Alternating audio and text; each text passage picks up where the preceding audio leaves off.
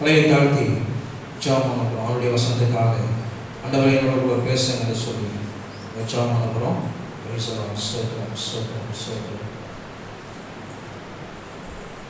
கர்த்தருடைய பரிசுத்த நாமத்துக்கு மகிமை உண்டாகட்டும்.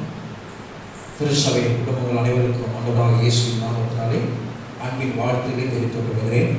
நாம் கர்த்தருடைய வார்த்தைக்கு நேராக நாம் கடந்து செல்வோம். இப்போ தலையை தாழ்த்தி ஜெபம் பண்ணுவோம். எங்களை மிகவும் அன்பாய் நேசிக்கிற பரலோக தகப்பனே, இது ஒரு விசேஷமான நேரம், இது அற்புதமான நேரம், இது வல்லமையான நேரம், இது மகிமையான நேரம், இது ஆசீர்வாதமான நேரம், இது விடுதலையான நேரம். இரண்டாம் உடைய வார்த்தை எங்கள் நடுவிலே ஆண்டவரே நாங்கள் அந்த சத்தத்தை கேட்க போகிறோம். உடைய வார்த்தை என்னுடைய வாழ்க்கையிலே செய்வதுமையாக அதை விட்டுக் கொடுக்கிறோம். ஆண்டவரே கர்த்தாவே, இதோ வசனத்தை கேட்கிற யாவும் மேலும் ஆவியானவர் இறங்கி ஆண்டவர் ஒவ்வொருவரையும் தொடுவீராக வசனத்திற்காய் காத்திருக்கிற ஜனங்களை கர்த்தர் ஆசீர்வதிங்க. ஆண்டவரே அப்பா ஸ்தோத்திரம். இங்கே ஆண்டவரே இந்த வார்த்தையை கேட்கிற இந்த திருச்சபை குடும்பங்களுக்கும் இந்த இணையதளத்தின் மூலமாய் கேட்கிற யாவருக்கும் ஆசீர்வாதம் உண்டாவதாக இயேசுவின் நாமத்தில் பிதாவே.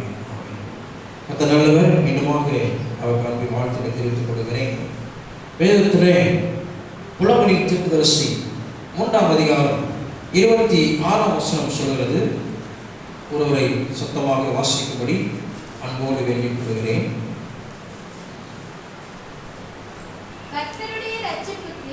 கர்த்தருடைய ரட்சிப்புக்கு நம்பிக்கையோடு காத்திருக்கிறது நல்லது. அல்லேலூயா. எதுக்கா? கர்த்தருடைய ரட்சிப்புக்கு நம்பிக்கையோடு காத்திருக்கிறது நல்லது. இந்த நாளிலே நம்பிக்கை குறித்து உங்கள் மத்தியிலே பேச விரும்புகிறேன். கர்த்தருடைய வார்த்தையை குறித்து நாம் நம்பிக்கையோடு கூட இருக்க வேண்டும் என்று பரிசுத்த வேதாகமம் நமக்கு எச்சரிக்கிறது. இன்றைக்கு ஆண்டவர்கள் நமக்கு நம்பிக்கை மிக அவசியம். ஆங்கிலத்தில் இதனுடைய வார்த்தைக்கு அர்த்தம் ஓம் அப்படின்னு சொல்லப்பட்டிருக்கு. இந்த ஒரு வார்த்தைக்கு மாத்திரம் நிறைய அர்த்தங்கள் சொல்லப்பட்டிருக்கு. ட்ரஸ்ட், கான்ஃபிடன்ஸ், பிலீவ் அப்படின்னு சொல்லப்பட்டிருக்கு. அப்படின்னா நம்பிக்கையை நம்பு, எதிர்பார் அப்படி என்று சொல்லி இதனுடைய வார்த்தைக்கு பல அர்த்தங்கள் இருக்கிறது. வேதத்தில் இந்த ஒரு வார்த்தைக்கு இவ்வளவு அர்த்தங்கள் போடப்பட்டிருக்கிறது. அப்போ அந்த நம்பிக்கையை குறித்து இந்த நாளிலே நாம் தியானிக்க போகிறோம். இந்த நம்பிக்கை நமக்கு ஒவ்வொரு கிறிஸ்தவர்களுக்கும் தேவை. ஆண்டவரை அறிந்து கொண்டே ஆண்டவரை ஏற்றுக்கொண்ட ஒவ்வொரு ஜனங்களுக்கும் இந்த நம்பிக்கை மிக மிக அவசியமாக இருக்கிறது. இங்கே பார்க்கிறோம், கர்த்தருடைய ரட்சிப்புக்கு நம்பிக்கையோட காத்திருக்கிறது நல்லது.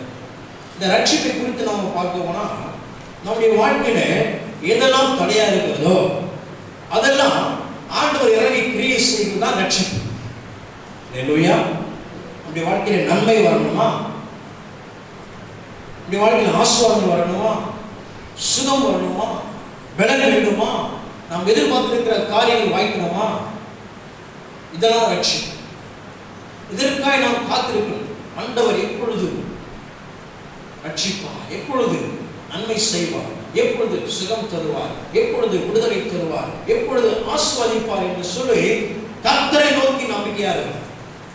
அல்லேலூயா. கர்த்தரை நோக்கி நம்பிக்கையா இருக்கும். ஒரு முறை ட்ரெயின்ல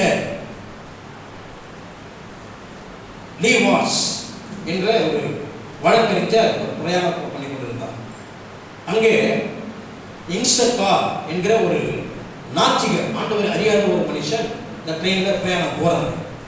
இவங்க இருவரும் பேசி போடுறாங்க. அந்த வழக்கறிஞரை பார்த்து இந்த இன்சர்கா அவர் சொல்கிறார், ஆங்கிலேயர்கள் சொல்கிறாரு, வேதத்தை குறித்து தவறாக நீ எழுது, இந்த வேதத்தை படி 4 அதிகாரம் படித்து அதில் அந்த குறைகளை எடுத்து நீ சொல்லு அப்படின்னு என்ன பண்ணாரு. அந்த நாத்திகர் இன்சர்கா என்ன பண்ணாரு, இந்த லீவார்ஸ் கிட்ட சொல்றாரு. அவர் என்ன செய்யறதுங்களா, வேதத்தை வாசிக்க ஆரம்பித்தார். ஒரு சில அதிகாரம் தான் படித்தார். அல்லேலூயா. ஒரு சில அதிகாரம் படித்தாரு. இந்த வேதம் இவ்வளவு ருசிகரமா இருக்கிறது, இந்த வேதம் எவ்வளவு சத்தியமா இருக்கிறது, இந்த வேதம் எவ்வளவு உண்மையா இருக்கிறது என்று சொல்லி அவர் என்ன பண்ணாரு, தேவனுடைய ஆவியானவர் வேதம் வாசிக்கும் போது அவரை தொட்டார். இன்றைக்கு வேதத்தை யாரெல்லாம் கொஞ்சம் பயத்தோடு வாசிக்கிறாங்களோ ஆண்டவர் தொடுவார். அல்லேலூயா. வேதத்தை நேசித்து வாசிக்கணும். அல்லேலூயா. நீ வாசித்து நேசித்தாலும் சரி, நீ நேசித்து வாசித்தாலும் சரி, வேதத்தை உணர்ந்து வாசி. ஒரு வாசிக்கும் போது ஆவியானவர் வந்து தொட்டார். தொட்ட உடனே அவர் மனம் மாறிட்டார். அல்லேலூயா. வேதத்துக்கு எதிராய், வேதத்தின் நம்பிக்கைக்கு எதிராய் எழுதக்கூடியவராய் எழுந்தாரு. கடைசியில ஆண்டவர் என்ன பண்ணாரு? அவரை சாதகமாய் மாற்றி கொண்டார். ஆண்டவர் மேல நம்பிக்கை வைக்க முடியாது மாற்றினார். இந்த வேதம் ஜீவன் உள்ளது, உயிர் உள்ளது. அல்லேலூயா. ஆவியையும் ஆத்துமாக்களையும் கண்ணுக்களையும் ஊனையும் புரிக்கத்தக்க வல்லமை உள்ளது. இப்படிப்பட்ட வேதத்தை பொய்யாக எழுத முடியுமா? நிறைய பேர் வேதத்தை படிக்க மாட்டான். நிறைய சாமியார்கள், பொய்யான சாமியார்கள். நீங்க இந்த சிவயோகின்னு ஒரு சாமியார் இருக்காரு. வேதத்தில் எங்கேயாவது ஒரு காரியத்தை படிச்சிருக்குங்க. கிறிஸ்தவ ஜனங்களை கூட்டி வச்சுட்டு கமெண்ட் அடிச்சுக்கிறாரு. சிவயோகின்னு ஒரு சாமியார் வேதத்தில் ஏதாவது ஒரு பகுதியை படிச்சிருக்கு. அதை ஒழுங்காய் கிரமமாய் வாசித்தாதான் அதுக்கு அர்த்தம் தெரியும். இது பேசும் புத்தகம், கதை புத்தகம் அல்ல. அல்லேலூயா. வாழ்க்கையை மாற்றக்கூடிய புத்தகம். இது மேல நம்பிக்கை வைக்கும். கடைசியில அந்த லீ வால்ஸ் என்ற அந்த வழக்கறிஞர் வேதத்தை அதனுடைய அர்த்தங்கள்லாம் எழுத ஆரம்பிச்சார். இன்றைக்கு பென் ஹார் என்ற ஒரு ஆங்கில பென் ஹார் என்ற ஒரு பெரிய திரைப்படமாக இந்த வேதாந்தத்தின் கருத்துக்கெல்லாம் அதில் வந்திருக்கு. பைபிள் வந்திருக்குது. அந்த பென் ஹார் என்ற ஒரு படம் திரைப்படமானது ரொம்ப பிரபலமாய் வந்தது. அதை ஒரு லீ வால்ஸ். அல்லேலூயா. ஒரு வழக்கறிஞர் நாத்திகர் சொன்ன ஆலோசனைக்கு வேதம் வாசிக்க ஆரம்பிச்சாரு. இந்த வேதத்தை தொடுனா அவன் கெட்டு போக மாட்டாங்க. அல்லேலூயா. இந்த வேதத்தின் மீது, வார்த்தையின் மீது ஒரு நம்பிக்கை வச்சு அவன் கெட்டு போக மாட்டான். அல்லேலூயா. கர்த்தருடைய ரட்சிப்புக்காக நம்பிக்கையா இருக்கும். அதுதான் நல்லது. நீங்க நம்பிக்கை தேவை. நமக்கு நம்பிக்கை தேவை. என்னுடைய நண்பர், நான் அவரோட பேர் சொல்ல மாட்டேன், ஆனால் அவருடைய மகன் இருக்கிறார். ரொம்ப ரொம்ப டியரஸ்ட் ஃப்ரெண்டு. சரிங்களா? படிக்கும்போது சில டியரஸ்ட் ஃப்ரெண்டு இருந்தாங்க. அதில் கடைசியாக ஒரு ஃப்ரெண்டு இருந்தார். கொஞ்சம் வசதியாக படம் நல்லா எப்பவுமே பணம் பாக்கெட்டில் இருக்கும். ரொம்ப ஜாலியாக ஒரு சுற்றுவாங்க, தெம்பாக இருப்பார், ஜாலியாக. கஷ்டமாக கிடையாது. அவங்க தாயாராக போனாங்க, ஒரு வியாபாரம் செய்தாங்க. அதில் நிறைய பணம் வந்துச்சு. அதனால் ஆடப்படமாக ஜாலியாக இருந்தார். அல்லேலூயா. அவர் ஒரு முறை நாங்கள் சுவிஸ் அறிவிச்சேன். அவர் ஒரு முறை சுவிஸ் அறிவிச்சேன். அவர் என்ன சொல்கிறாருன்னா, என் கண்ணு முன்னாடி சத்தவங்க உயிரோடு எழுத்தாதான் நம்புவாங்க. அல்லேலூயா. முதல்ல கடவுள் மேல் நம்பிக்கை வை, அப்பதான் எழுப்புவார். நீ நம்பிக்கை வை அப்படின்னு சொன்ன. அல்லேலூயா. அல்லேலூயா. கடைசியில் ரட்சிக்கப்படவே போயிட்டாங்க. ஒரு வருத்தம் தான். இன்னொரு நண்பர் இருந்தார். நான் ஒன்றும் பழகினா கூட ஆங்கிலத்தில் தான் பேசுவேன். ரொம்ப துர்மார்க்கமா ஓடியோ பேசுவார். கடவுளை ரொம்ப ஒரு சில காலகட்டத்தில் அவர் விட்டு நான் விலக வேண்டிய சூழ்நிலை ஆயிடுச்சு. ஏன்னா சத்தியத்தை ஏற்றுக்கொள்ளலாம், சுவிசேஷ வசனத்தை ஏற்றுக்கொள்ளனாக்கா அங்கே இருக்கக்கூடாது. நம்ம ஒரு காலகட்டத்தில் அவர்கிட்ட விலகி நேரம் ஆயிடுச்சு. பிறகு என்ன பண்ணுறதுன்னா திருமணம் ஆச்சு. ஆண்டைய பிள்ளைய இன்னும் ஒருபடி திருமணம் பண்ணிட்டார். நான் திருமணத்துக்கு சென்றேன். நான் சொன்னேன், நீ யாருக்கு திரும்ப வேலை காட்டிட்டு அந்த பொண்ணை லவ் பண்ணிட்டா, அதனால கல்யாணம் ஆச்சு. இன்னும் கல்யாணம் ஆகி போச்சு. அவனுடைய பிள்ளை கூட இப்படி அப்படிதான் ஆகி போயிடுறாங்க. ஸோ அல்லேலூயா. ஒவ்வொரு தவறான வேதத்துக்கு ஆண்டவருக்கு எதிரான ஒரு காரியம். ஆண்டவருடைய பிள்ளையா இருந்தா உன்னுடைய ஆண்டு அன்புள்ள இழுத்து கொண்டு வா. அன்பின் கைகளை கட்டி ஆண்டவர்கிட்ட இழுத்து வா. நீ அவங்க பின்னாடி ஓடாத. அல்லேலூயா. திருமணத்துக்கு போய் நான் சொன்னேன், நீ ஆண்டவர்கிட்ட விளையாடுறப்பா அப்படின்னு. இதனுடைய விளைவை சந்திக்க நேரும் அப்படின்னு சொன்னேன். என்ன தெரியுமாச்சு? அப்போ ரொம்ப கேடி கிண்டமாக எனக்கு கூட கூட்டம் பயங்கர பரிகாசமான போவோம். அண்ணாச்சி வந்துட்டார். ஸ்கூலுக்கு போய் ஒரு அண்ணாச்சி இருந்தார். அவர் பயங்கரமாக கடவுள் பேசுவார். கடைசி இந்த ஊர்லேயே இல்லை, ஊர் வெளியே போயிட்டார். சிலர் பார்க்குறோம், சிலர் பார்க்குறோம். நம்ம கடைசி நேரத்தில் நடந்தது, 2 ஆண் குழந்தை பிறந்தது. பிறந்து செத்து பிறந்து. அல்லேலூயா. ஆண்டுகிட்ட விளையாடவே கூடாது. ஒன்று ஆண்டு மேல் நம்பிக்கை வைக்கணும், ஓடிடு. ஆண்டு எதிராக மட்டும் எழுப்பக்கூடாது. என்ன ஆகிட்டாரு? 2 பிள்ளையும் இறந்தது. ஆனால் ஆண்டு அவருக்காக இந்த செய்தியை கேட்கப்பட்டு ரொம்ப துக்கப்பட்டேன். அல்லேலூயா. இப்போ பிற்பாடு இப்போ அவர் ஆண்டவரை ஏற்றுக்கொண்டார். அல்லேலூயா. ஆண்டவர் அவரை தெரிந்து கொண்டார் பாருங்க. அதனால் நான் சொல்லி காமிச்சேன், ஆண்டவருக்கு விரோதமாக விளையாடக்கூடாதுங்க. இன்னைக்கு ஆண்டவர் ஏற்றுக்கொண்டார், கிறிஸ்துவராக மாறிட்டார். அல்லேலூயா. ஆண்டு மேல் நம்பிக்கை வைக்கணும். ஆண்டு மேல் நம்பிக்கை வைக்கணும். ஏன் இதெல்லாம் சொல்றீங்க? எனக்கு ஆண்டு மேல் நம்பிக்கை இல்லையா? நான் ஆண்டு தான் ஆராதிக்கிறேன், இயேசுவை தான் நான் தேடுறேன், எனக்கு ஆண்டு மேல் நம்பிக்கை இல்லையா? வரேன். வேதத்தில் இஸ்ரேல் மக்கள் இருக்கிறாங்க இல்லைங்களா? ஆண்டவர் அற்புதங்களை அடையாளங்களை செஞ்சு நிரூபித்தார். ஜனங்களுக்கு வானத்திலிருந்து அடையாளம் காண்பிச்சார், பூமியில அடையாளம் காண்பிச்சார். நான் தான் தேவன், வேற ஒருவர் இல்லை என்று சொல்லி அற்புதங்களை அடையாளங்கள் செய்து காண்பித்து நிரூபித்தார். அந்த இஸ்ரேல் மக்கள் முழுமையாக நம்பிக்கை வைக்கலையே. ஆண்டவர் முழுமையாக நம்பிக்கை வைக்கலையே. முழுமையாக நம்பிக்கை வைக்கலையே. இஸ்ரேல் மக்கள் ஆண்டவர் நம்பிக்கை வைக்காம போனதால பாகால் தெய்வங்களை பின்பற்றி போனாங்க. ஆண்டவர் வரபடி கொடுக்கிறத ரொம்ப வெறுத்தார். ஆண்டவருக்கு பிடிக்காத ஒரு காரணம், பாகால்களை சேவித்து தன்னுடைய பிள்ளைகளை நரபடிகளுக்கு கொடுத்தாங்க. அவனுடைய கோபம் பற்றி எரியல. சிறு பிள்ளைகள் மேல ஆண்டவர் ரொம்ப வைராக்கியமாக இருக்கிறார். சிறு பிள்ளைகள் அதிகமாக நேசிக்கிறார்.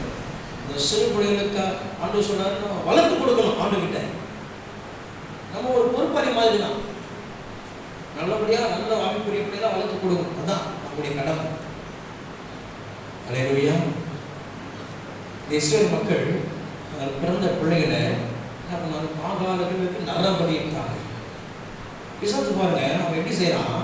பெரிய சிலை கவர்ச்சியா இருக்கும், ஆட்டம் பாடலாம் இருக்கும், உள்ள பயங்கர விசேஷமா வேஷமாக இருக்கும். நல்ல வாசனை, அப்படியே வாசனை வீசும், அப்படியே தீபமாக கொடுத்து வாசனையா இருக்கும். அப்படியே அந்த இடமே வாசனை. ஜனங்களுக்கு தான் விருப்பம். இங்கே போனால் ரசமாக உட்காந்து ஜாம் பண்ணிட்டு வராங்க. அங்கே போனால் என்ன வாசனையாக இருக்கு தெரியுமா? அழகழகாக இருக்கு தெரியுமா? கவர்ச்சி. விக்கிரகங்கள், பாகால் ஒரு கவர்ச்சியான ஒரு தெய்வம். அல்லேலூயா. யார் தெரியுமா அந்த பாகால்? பழைய ஏற்பாட்டு காலத்தில் யார் தெரியுமா அந்த பாகால்? பாபிலோனில் இருந்துச்சு அந்த பாகால். யார் தெரியுமா? கல்தேயர்கள். இந்த கல்தேயர் யார் தெரியுமா? நம்முடைய ஆபிரகாம் வாழ்ந்த ஊர். அல்லேலூயா. ஊர் என்கிற கல்தேயப்பட்டதுன்னா ஆபிரகாம் வாழ்ந்தார் என்று சொல்லி ஆதியாகமம் 1ஆம் அதிகாரத்தை கடைசியில் வாசிக்கிறோம். கல்தேயர்கள், பாபிலோனியர்கள், இவங்க ஆபிரகாம் சந்ததி ஒரு பக்கம் வருது. இவர்கள் விசுவாச சந்தியாக வராங்க, இஸ்ரேல் மக்களாக வராங்க. இவங்க என்ன பண்றாங்க? ஆண்டவர் அறியாத மக்களாக வளர்ந்து வராங்க. கடைசியில இவர்கள் பாகால்களை விக்கிரகங்களை தெரிந்து கொண்டு என்ன பண்றாங்க? நரபலிகளை செலுத்துறாங்க. இஸ்ரேல் மக்கள் என்ன பண்ணாங்க? மறுபடியும் இந்த ஜனத்தை கூட போடுறாங்க. அதனால ஆண்டவர் என்ன செஞ்சிருமா? அடிமைகளாக ஒப்பு கொடுத்துட்டாங்க. இஸ்ரேல் மக்களை அடிமைகளாக ஒப்பு கொடுத்து ஆண்டவருக்கு பிரியமில்லாத காரியம் செஞ்சா நமக்கு ஆபத்து தாங்க. இப்போ இஸ்ரேல் மக்கள் எல்லாம் இருக்காங்க, பாபிலோனில் இருக்கிறாங்க. இங்கே யூதேயா தேசத்துல ஒரு சில கூட்டம் இருக்கு. யாரும் அந்த நேபுகாத்நேச்சார் அந்த ராஜாவை நான் உங்களை சேவிக்கிறேன், நான் உங்களுக்கு பகுதி கட்டுறேன், நான் அப்படின்னு சொல்லிட்டு யாரெல்லாம் சொன்னாலும் அவங்களாம் இருந்தான். யாரெல்லாம் அடங்க மறுத்தாலும் அவங்களை கொலை செஞ்சுட்டான். யாரெல்லாம் ரொம்ப அழகா ராஜகுமாரா இருந்தாலும் அவங்க என்ன பண்ணான்? அறிவாளா இருந்தாலும் அவங்களை கொண்டு போயிட்டான். அதுல ஆசாரியனாக இருந்தவர் எசேக்கியேல். அல்லேலூயா. எசேக்கியா வேற, எசேக்கியா என்பவர் ஒரு அரசன். சரிங்களா? எசேக்கியேல் என்பவர் தீர்க்கதரிசி. இந்த எசேக்கியேல் என்பவர் ஆசாரியர். ஆசாரியர் குடும்பத்தில் பிறந்தவர். இவர் ஒரு பாஸ்டர். ஆனா அவருக்கு அழைப்பு தெரியுங்களா?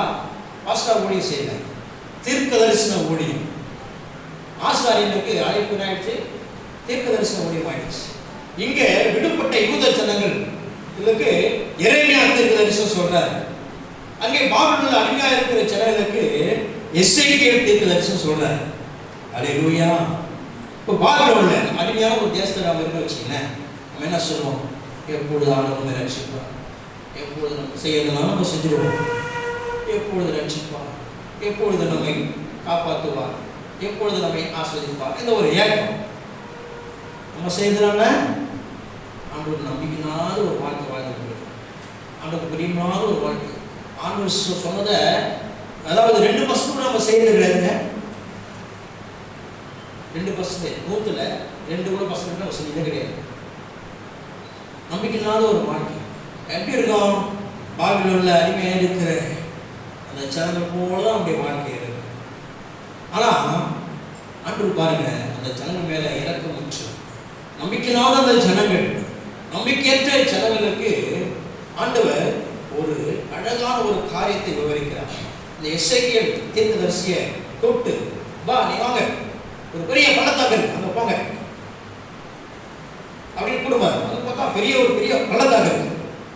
அங்கே ஃபுல்லா வெறும் எலும்புகள் நிறைந்த ஒரு பெரிய பள்ளத்தாக்கு. என்ன இருக்குதுங்க? எலும்புகள் நிறைந்த பள்ளத்தாக்கு. அந்த எலும்பு எப்படி இருக்குங்களா? ரொம்ப ட்ரையா இருக்கு, காய்ச்சி போயிருக்கு, உலர்ந்து போயிருக்கு. எலும்பு பார்த்தீங்கன்னா பச்சையா இருக்குன்னா அதுக்குள்ளலாம் இருக்கும், இந்த ஜூஸா இருக்குல்ல. இது எப்படி இருக்குன்னா காய்ச்சி போய் மக்கி போன எலும்பு மாதிரி இருக்கு.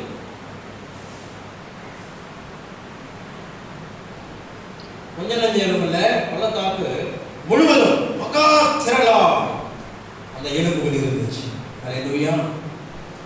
இந்த எசேக்கியேல் தீர்க்கதரிசி கூப்பிட்டு, இந்த எலும்பு உயிரடையுமா பார்க்க. எசேக்கியேல் தீர்க்கதரிசி கூப்பிட்டு ஆண்டவர் சொல்றாரு, இந்த எலும்புகள் உயிரடையுமா? ஆண்டவரே அது உங்களுக்கு தான் தெரியாதுப்பா. சூப்பரா எஸ்கேப் ஆயிட்டாரு. சரி, இந்த எலும்புகளை பார்த்து நீ தீர்க்கதரிசி சொல்லு. அதுக்கு எலும்பு, அதாவது எலும்புக்கு என்ன தேவை? எலும்புலேருந்து தான் ஆண்டவர் பண்ணியிருக்காங்க. முதல்ல ஆதியில ஆண்டவர் மனுஷனை உருவாக்கும் போது முதல்ல எல்லாம் படைச்சிருக்காரு பாருங்க, எலும்பு தான் படைச்சிருக்காரு நான் நினைக்கிறேன். அல்லேலூயா. இங்க ஒரு எனக்கு வெளிப்பாடு வருது. இந்த எலும்பை கூட ஆண்டவர் சில காரியங்கள் செய்யறார். என்னன்னா, அந்த எலும்பு மேல நரம்பு வருது, அந்த நரம்பு மேல மாம்சம் வருது, அந்த மாம்சம் மேல தோல் வருது. அதுக்கு பிற்பாடு ஒரு ஆவியை அனுப்புகிறார் ஆண்டவர், கர்த்தருடைய ஆவி.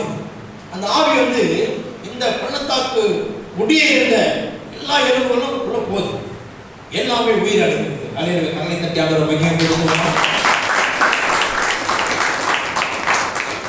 எல்லாமே உயிர் அடைகிறது. அது ஒரு பெரிய சேனையாக எழுப்பிற்று. அல்லேலூயா, அல்லேலூயா. இதுதான் தீர்க்க தரிசனம். இதுதான் எசேக்கியேல் காண்பிக்கப்பட்ட தீர்க்க தரிசனம். ஒரு பெரிய பள்ளத்தாக்கு, அந்த பள்ளத்தாக்குல எலும்புகள் நிறைந்த பெரிய பள்ளத்தாக்கு. ஆண்டு கேட்கிறாரு, இந்த ஆவி உயிர் அடையுமான்னு கேட்கிறாரு. எசேக்கியேல் சொல்றாரு, உங்க தான் தெரியும் ஆண்டவர் சொல்றாரு. அந்த எலும்புக்கு என்ன தேவை? நரம்பு தேவை, மாம்சம் தேவை, அதுக்கப்புறம் தோல் தேவை, அதுக்கப்புறம் ஆவி தேவை.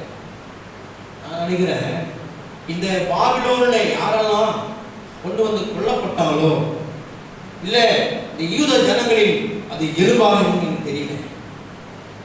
இஸ்ரவேல் மக்கள் பாபிலோன் ராஜாவில் ஒருவேளை கொல்லப்பட்டிருக்கலாம், அதனுடைய எலும்புகளாக இருக்கலாம், அந்த பள்ளத்தாக்கிலே போடப்பட்ட எலும்புகளாக இருக்கலாம். அல்லேலூயா.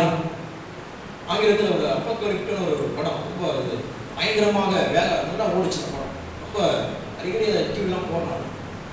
ஆனால் அந்த படத்தை பார்க்கும்போது பார்த்தீங்கன்னா, அந்த வீரனை கொண்டதுக்கு அம்பு எய்வாங்க, அவர் ஓடுவார், அது வளைஞ்சு ஓடுவார், அம்பு எய்வாங்க, அவர் வளைஞ்சு ஓடி தப்பிச்சு வெளியே போவார். பார்த்தீங்கன்னா ரொம்ப அப்படியே சடலமாக இருக்கும். ஏன்னா மனுஷனை பலி கொடுக்குறவங்களா இருந்தாங்க இந்த படத்தில். மனுஷனை பலி கொடுத்து என்ன பண்ணுவாங்க? தூக்கி வெளியே போட்டுருவாங்க. வெறும் சடலங்கள். அதில் அவர் விதிச்சு நம்ம ஓடுவார் பாருங்க. அல்லேலூயா. அதை பார்க்கும்போது எனக்கு இந்த ஞாபகம் வந்துடுச்சு. புள்ள எலும்புகள், அதற்கு மாம்சம், தோல், ஆவி, நரம்பு எல்லாம் பற்றி ஆண்டு கொடுத்து அதை உயிரடை செய்யலாம். அது எப்படி ஆயிடுச்சா? மகாசேனை ஆயிடுச்சா. இது யாருங்க? ஒருவேளை இஸ்ரவேல் மக்கள் பாபிலோனினால் கொல்லப்பட்ட பெரிய பெரிய வீரர்களாக இருந்திருக்கலாம். அல்லேலூயா. இப்போ சாதாரண மனுஷன் இருந்தாக்கா அது ஒரு பலன். அப்ப கர்த்தருடைய ஆவியானவர் உள்ள வந்து நிரப்பிட்டா அது எப்படி இருக்கும்? ஒரு பெரிய பலனா இருக்கும். அல்லேலூயா. என்ன சொல்றா? இஸ்ரவேல் மக்களே, நீங்க நம்பிக்கை இல்லாம இருக்கிறீங்க. நான் உலர்ந்த எலும்பு கூட உயிரிழக்க செய்ய முடியும். என்னுடைய ஆவியை கொடுக்க முடியும். அதுக்கு மாம்சத்தை கொடுக்க முடியும். அதுக்கு நரம்பை கொடுக்க முடியும். அதுக்கு தோலை கொண்டு பண்ண முடியும் அப்படின்னு சொல்றாரு. அந்த மக்கள் எப்படி நான் நம்பிக்கையில வாசிங்க. எசேக்கியேல் 37ஆம் அதிகாரம் 11ஆம் வசனம் வாசிக்கலாம். சத்தமாக வாசிங்க. அப்பொழுது அவர் என்னை நோக்கி, மனுபுத்திரனே, இந்த எலும்புகள் இஸ்ரவேல் வம்சத்தார் அனைவருமே இதோ அவர்கள் எங்கள் எலும்புகள் உலர்ந்து போயிற்று, எங்கள் நம்பிக்கை அற்று போயிற்று, நாங்கள் அறுப்புண்டு போகிறோம் என்கிறார்கள். இஸ்ரவேல் மக்கள் அற்புதங்களை அடையாளங்களை கண்ட மக்கள் இப்போ நம்பிக்கையில்லாத ஒரு நிலையில இருக்கிறாங்க. நம்பிக்கையில்லாத நிலையில அவங்க சொல்றாங்க, நாங்கள் அறுப்புண்டு போயிட்டோம், நாங்கள் அந்த தேசத்துல காணாம போயிட்டோம், எங்களுக்கு வாழ்க்கையே இல்லை, எங்களுக்கு எந்த நன்மையுமே இல்லை, அடிமையா வந்துட்டோம், என்னுடைய வாழ்க்கையில் ஆசீர்வாதமே இல்லை, என் நன்மையை தேடி தேடி பார்க்கிறோம், ஆசீர்வாதங்களை தேடி தேடி பார்க்கிறோம், இல்லையே. காரணம் என்ன தெரியுமா? இது குறையா இருந்துச்சு, நம்பிக்கை குறைவா இருந்தது. அல்லேலூயா. கர்த்தருடைய ரட்சிப்புக்காக நம்பிக்கையோட காத்திருக்கிறது நல்லது. அல்லேலூயா. இந்த வேளையில நமக்கு நம்பிக்கை தேவைங்க. நம்பிக்கை தேவை. ஆண்டவரை நம்பணும். ஏசாயா 26ஆம் அதிகாரம் வசனம் வாசிங்க. 4ஆம் வசனம்.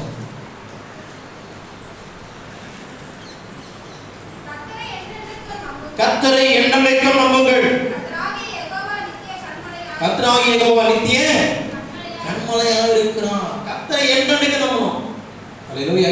என்ன பண்ணணுமா? எப்பொழுதும் நம்பணும். அவர் மேல நம்பிக்கையா இருக்கணும். அல்லேலூயா. அல்லேலூயா. கர்த்தர் மேல நம்பிக்கையா இருக்கணும். அப்பொழுதுதான் அவன் பாக்கியமா. கர்த்தருடைய ரட்சிப்புக்காக நம்பிக்கையோடு காத்திருக்கிறது நல்லது. இன்னைக்கு நமக்கு ஒரு ஆபத்து, பிரச்சனை, சோர்வுகள், போராட்டங்கள் வரும்போது நம்ம நம்பிக்கை குறைஞ்சு போயிடுது. நான் கூட அந்த மாதிரி சூழ்நிலை கடந்து போயிருக்கிறேன். பாருங்க, வர வேண்டிய நன்மைகள் ஆசீர்வாதம் இருக்குது, ஆனால் தடையாகவே இருக்குது, தடையாகவே இருக்குது. எனக்குள்ள ஏதோ குறைபாடு, நம்பிக்கை குறைவாக இருக்குது. அல்லேலூயா. இந்த நாளில் என் நம்பிக்கையை ஆண்டவரே வர்த்திக்க பண்ணுங்க, என் நம்பிக்கையை பெருக பண்ணுங்க என்று சொல்லி ஆண்டவருக்கு எல்லாம் நம்ம அர்ப்பணிக்கணும், ஒப்பு கொடுக்கணும். அல்லேலூயா. எப்படிப்பட்ட நம்பிக்கை நமக்குள்ள வேணும்? நீதிமொழிகள் 3ஆம் அதிகாரம் 5ஆம் வசனத்துல 2ஆம் அதிகாரம் 5ஆம் வசனம் வாசிக்கிறேன். கர்த்தருக்கு பயப்படுதல் இன்னதென்று நீ உணர்ந்து தேவனை அறியும் அறிவை கண்டடைவாய். ஆமென். அல்லேலூயா. நீதிமொழிகள் 3:5மா? உன் சுய புத்தி நமக்கு என்ன இருக்குது? ஒரு கெட்ட புத்தி ஒன்று இருக்குது. நம்ம புத்தியே நம்ம சார்ந்தோம், நம்மளையே நம்ம நம்பி இருக்கோம். அல்லேலூயா. யார் மேல் நம்பிக்கை ஆகணுமா? வாசிங்க. உன் முழு இதயத்தோடு கர்த்தரில் நம்பிக்கையாய் இருந்து. கர்த்தரில் நம்பிக்கையாய் இரு. கர்த்தரை தட்டி ஆண்டவரை மகிமைப்படுத்துவோம். முழு இதயத்தோடு நம்பிக்கையாய் இருக்கணும். ஓசியா 12ஆம் வசனத்துல சொன்னாரு, இடைவிடாமல் நம்பிக்கையாய் இருங்க. வாசிக்கிறவனே இடைவிடாமல் நம்பிக்கையாய் இருன்னு சொன்னார். அல்லேலூயா. முழு இதயத்தோடு என்னைக்கும் நம்பணும். இந்த நம்பிக்கை நமக்கு போயிடக்கூடாது. நம்பிக்கை இருந்தா நமக்கு ரட்சிப்பு இருக்குது, நமக்கு நன்மை இருக்குது, ஆசீர்வாதம் இருக்குது, சுகம் இருக்குது, பலன் இருக்குது, பாதுகாப்பு இருக்குது, உயர்வு. அல்லேலூயா. ஏசாயா 12ஆம் அதிகாரம் 2ஆம் வசனம் சொல்றாரு, நான் பயப்படாமல் நம்பிக்கை எப்படி இருக்கணுமா? முழு இதயத்தோடு நம்பிக்கை இருக்கணும், இடைவிடாமல் நம்பிக்கை இருக்கணும், என்னென்னைக்கு நம்பணும், பயப்படாமல் நம்பிக்கை இருக்கணும். பயந்தோம்னா அந்த நம்பிக்கை போயிடும். ஏசாயா 30:15ஆம் வசனம் சொல்லுது, அமெரிக்கை நம்பிக்கை உங்களுக்கு பலனா இருக்கும். அமெரிக்கைனா அமைதியா நம்பிக்கையோடு கர்த்தருடைய சமூகத்தில் காத்திருக்கும். அல்லேலூயா. இதெல்லாம் கர்த்தருடைய எப்படி நம்பிக்கை இருக்கிறது ரகசியங்கள். முழு இதயத்தோடு நம்பிக்கை, இடைவிடாமல் நம்பிக்கை இருக்கும், என்னைக்கும் நம்பிக்கை இருக்கும், பயப்படாமல் நம்பிக்கை நம்பிக்கையா இருக்கணும். அமைதியோடு ஆண்டுடைய சமூகத்துல நம்பிக்கையா இருக்கணும். ஹல்லேலூயா. அப்ப என்ன கிடைக்குதா? நமக்கு ஒரு பலன் கிடைக்குது. ஹல்லேலூயா, ஹல்லேலூயா. அவங்க 12ஆம் அதிகாரம் 12ஆம் வசனம் வாசிங்க.